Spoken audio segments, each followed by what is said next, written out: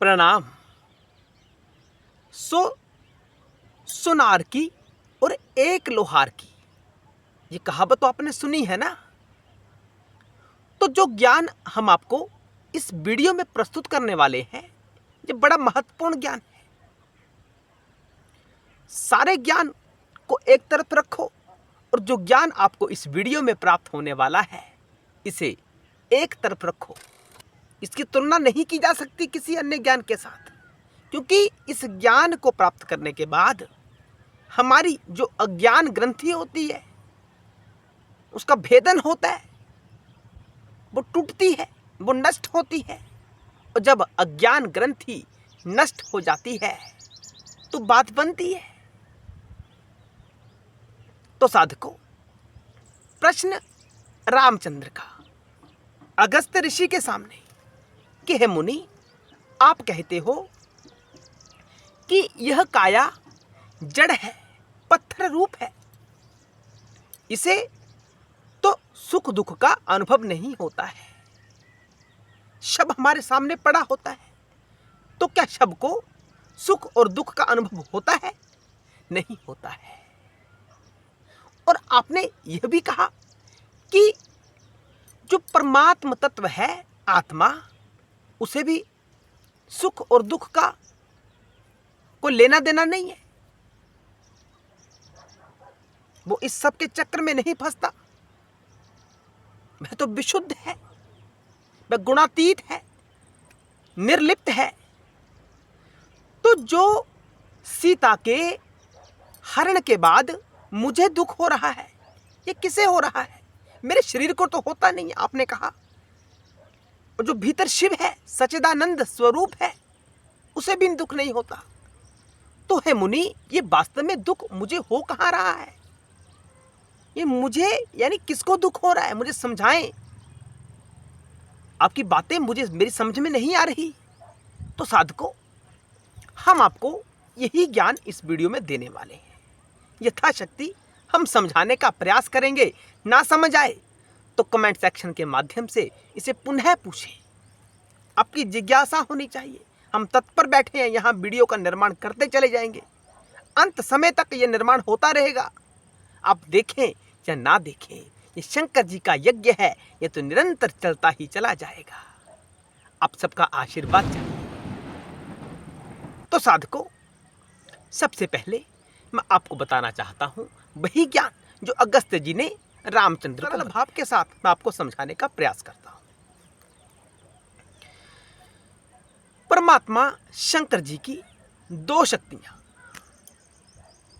एक जड़ शक्ति, एक चेतन शक्ति, जो हम भवानी कहते हैं ना, ये शंकर जी की शक्ति है।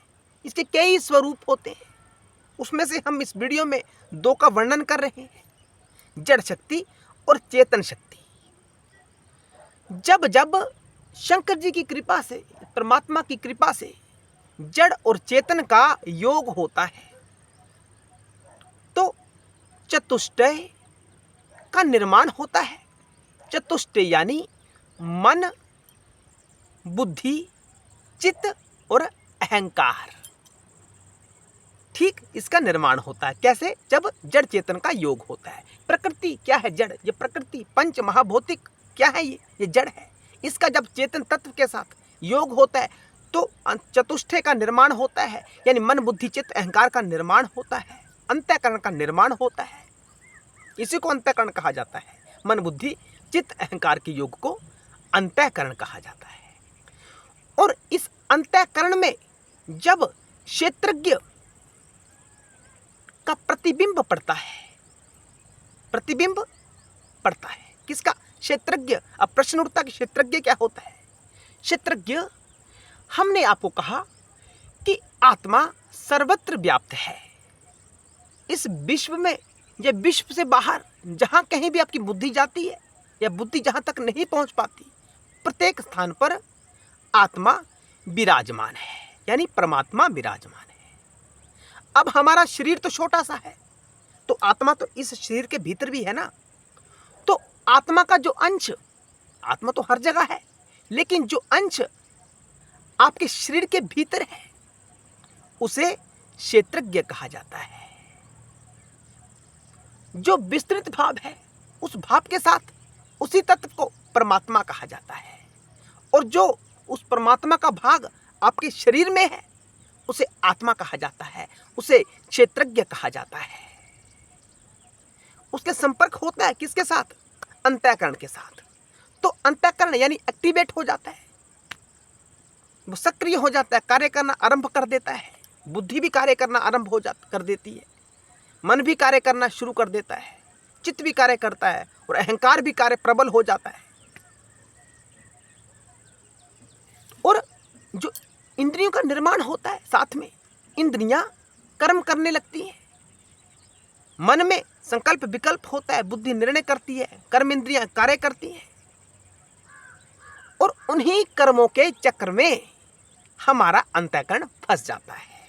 अंतःकरण को ही जीव कहा जाता है। अब ये कार्य हो कैसे रहा है? चेतन तत्व तो है ना, और आत्मा है। जब तक आत्मा का प्रतिबिंब उस अंतःकरण में नहीं पड़ा, वो एक्टिवेट ही नहीं हो पाया।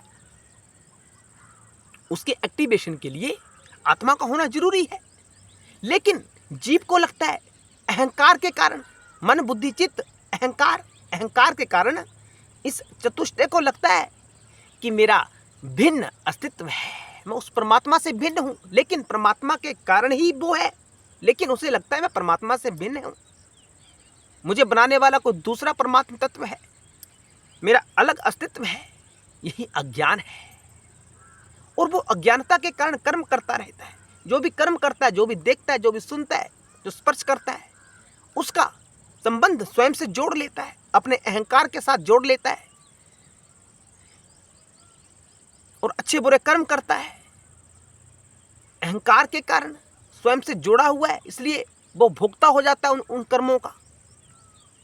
और जब तक वो उन कर्मों का फल समाप्त नहीं हो जाता, वो जन्म ग्रहण करता रहता है। कौन करता है जन्म ग्रहण? जीव करता है। जीव क्या है? अंतःकरण।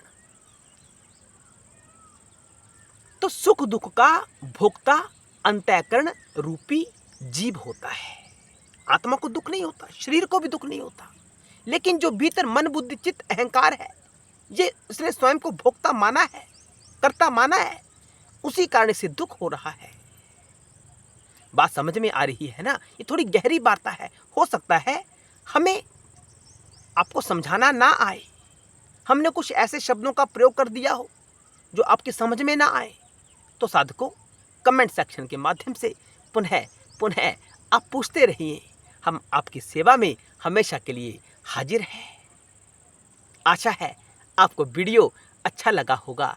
हर हर महादेव, जय शिव शंकर। तो आपने जाना कि दुख किसको होता है? जीव को होता है, क्योंकि चेतना आच्छादित है उस अहंकार के कारण। ये अज्ञान ही है ना उसका। उसे पता नहीं है कि अगर शिव ना होता, आत्मा ना होती, तो ये एक्टिवेट ही ना होता। तो चेतना तो आबद्ध हो गई ना उसमें, अज्ञानता में, इसलिए वो भोग को भोगती है और कर्म के चक्र में फंसती चली जाती है। यही सत्य है। हर हर महादेव, जय शिव शंकर।